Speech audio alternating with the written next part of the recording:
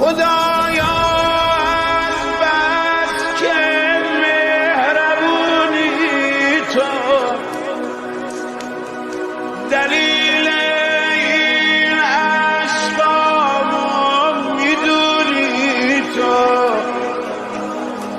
میدونی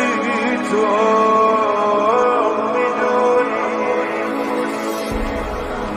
اون داره میشه تباه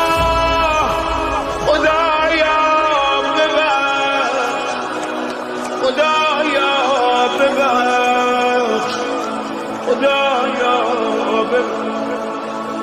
خستم از بار گناه